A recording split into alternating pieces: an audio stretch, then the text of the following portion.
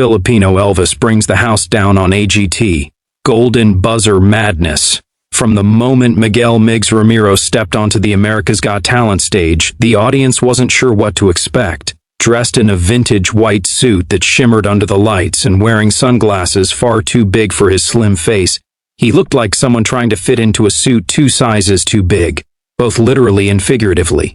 But what the crowd didn't know was that beneath the playful costume stood a man carrying the weight of a story few had ever heard.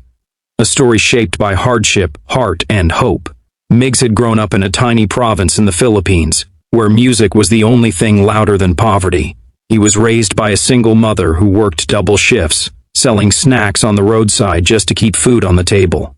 Every night, she hummed Elvis songs, Can't Help Falling in Love, Suspicious Minds, and many more, creating a soundtrack that wrapped Miggs' childhood in warmth. Over time, his mother's soft humming became his purpose. Music wasn't just entertainment for him. It was a promise he had made to himself and to her. But life hadn't been kind. When his mother fell seriously ill, treatment became impossible to afford. The day she passed away, Miggs held her hand as she whispered her last words. Anak, don't stop singing. Someday the world will hear you. After that day, every stage he stepped on, no matter how small, felt like a conversation with her. Now, standing before the AGT judges, including the famously hard-to-impress Simon Cowell, he felt the weight of that promise settle onto his shoulders once more. Tell us who you are, Simon asked, leaning forward. Miggs swallowed. I'm, the Filipino Elvis, he said awkwardly, earning a few giggles from the audience. I know I don't look like him, but I sing because someone I love believed I could.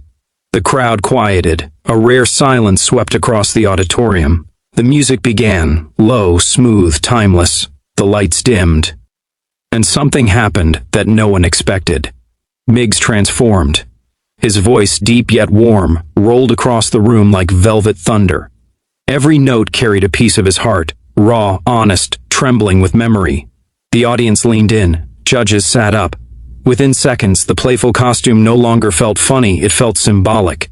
He wasn't imitating Elvis. He was channeling the love, resilience, and soul that had shaped him. Midway through the song, something unexpected happened. A young girl near the front row started crying, not quietly, but openly, shoulders shaking. Miggs noticed her as he sang, and for a moment, their eyes met. She wasn't crying because he was an amazing performer. She was crying because she saw herself in his story. By the final chorus, the audience was on its feet. The applause was thunderous, echoing like waves. But just when everyone thought the moment had reached its peak, something even more powerful unfolded.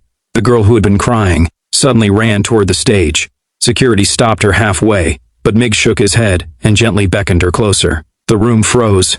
She was trembling. My dad loved Elvis, she whispered loudly enough for the mic to catch. He passed last year. You sound like him, thank you. I thought I'd forgotten how his voice felt. The entire auditorium went silent. Without hesitation, Miggs knelt and embraced her, softly, protectively, like he knew exactly what that kind of loss felt like. Tears streamed down his own face. The audience cried with them. Even Simon blinked rapidly, fighting emotion. When they stood, Simon pressed the golden buzzer. The explosion of gold confetti rained over the stage, dazzling and surreal. The crowd erupted. Judges stood. The music swelled. But Miggs didn't look up immediately. He kept his eyes on the young girl, offering a small smile that said, "You're not alone."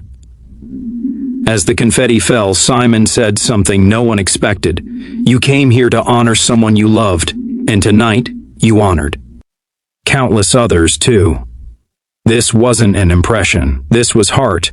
The entire world seemed to pause around Miggs.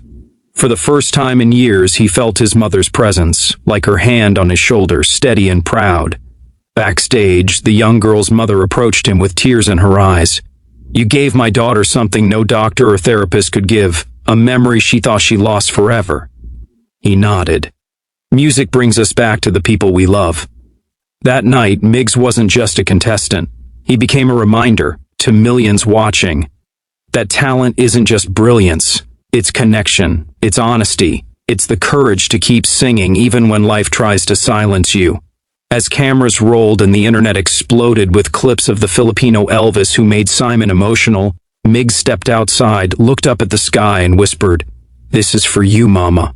And somewhere, in the quiet of the night, the world felt just a little kinder, a little warmer, and a little more connected. All because one man dared to sing from the heart.